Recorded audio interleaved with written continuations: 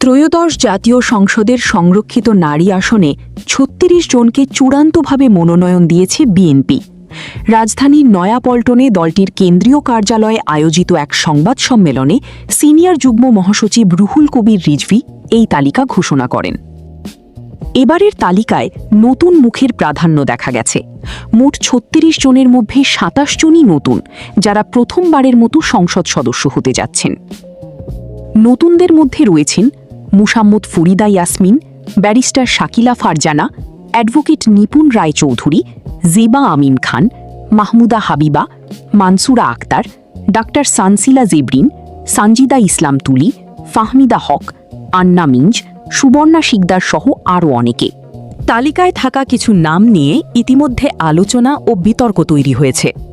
বিশেষ করে গোপালগঞ্জের সুবর্ণা শিকদারকে ঘিরে দলীয় ভেতরে ও বাইরে মিশ্র প্রতিক্রিয়া দেখা গেছে। তবে তার দাবি, অনুমতি ছাড়াই তাকে পূর্বের একটি কমিটিতে অন্তর্ভুক্ত করা হয়েছিল।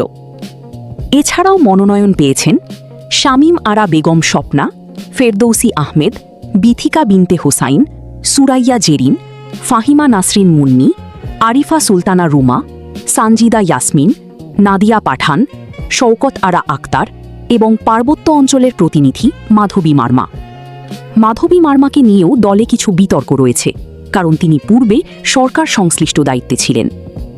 তালিকায় আরও রয়েছেন সেলিনা সুলতানা নিশিতা এবং রেজেকা সুলতানা ফিন্সি।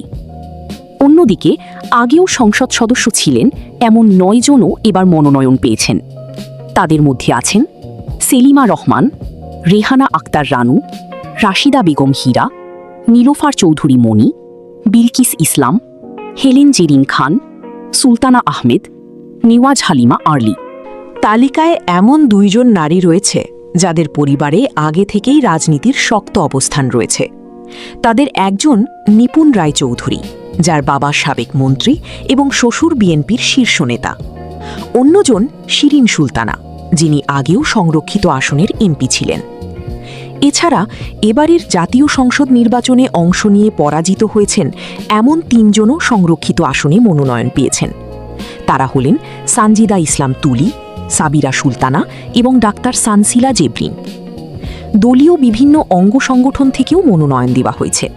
মহিলা দল, মিডিয়া সেল, মহানগর উত্তর ও দক্ষিণ ইউনিট এবং ছাত্রদল থেকেও প্রতিনিধিত্ব রয়েছে। ছাত্রদলের যুগ্ম সাধারণ সম্পাদক মানসুরা আক্তার এবারের তালিকায় সবচেয়ে কনিষ্ঠ প্রার্থী। উল্লেখ্য, গত ১৭ এপ্রিল থেকে শুরু হয় প্রার্থীদের সাক্ষাৎকার গ্রহণ প্রক্রিয়া।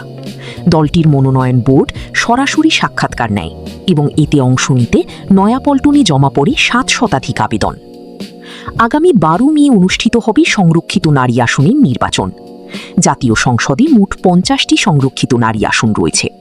প্রতি ৬ জন সাধারণ সদস্যের বিপরীতে একটি করে আসন বণ্টনের নিয়ম অনুযায়ী বিএনপি জোট পাবে ৩৬টি আসন, জামায়াত জোট ১৩টি এবং স্বতন্ত্রদের জন্য থাকবে একটি আসন। তালিকায় এমন ২ জন নারী রয়েছে যাদের পরিবারে আগে থেকেই রাজনীতির শক্ত অবস্থান রয়েছে। তাদের একজন নিপুণ রায়চৌধুরী, যার বাবা সাবেক মন্ত্রী এবং শ্বশুর বিএনপির শীর্ষ নেতা। অন্যজন শিরিন সুলতানা, যিনি আগেও সংরক্ষিত আসনের এমপি ছিলেন। এছাড়া এবারের জাতীয় সংসদ নির্বাচনে অংশ নিয়ে পরাজিত হয়েছেন এমন ৩ জনও সংরক্ষিত আসনে মনোনয়ন পেয়েছেন। তারা হলেন সানজিদা ইসলাম তুলি, সাবিরা সুলতানা এবং ডাক্তার সানসিলা জেবরিন।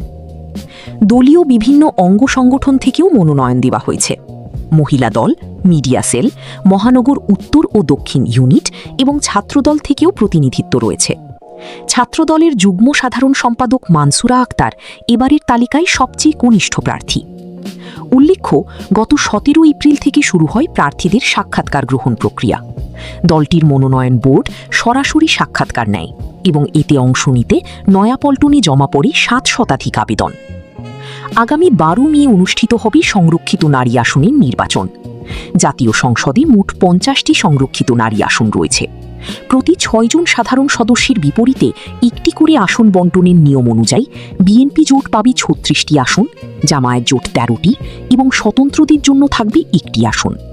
এমন সব খবর সহ দেশ ও দেশের বাহিরের সব খবর সবার আগে পেতে এক্ষুনি আমাদের চ্যানেলটি সাবস্ক্রাইব করে পাশে থাকা বেল আইকনটি প্রেস করে রাখুন। ভালো থাকবেন সবাই, দেখা হবে আমাদের পরবর্তী ভিডিওতে। ধন্যবাদ। কি টাইমস 24, আপনার কণ্ঠস্বর।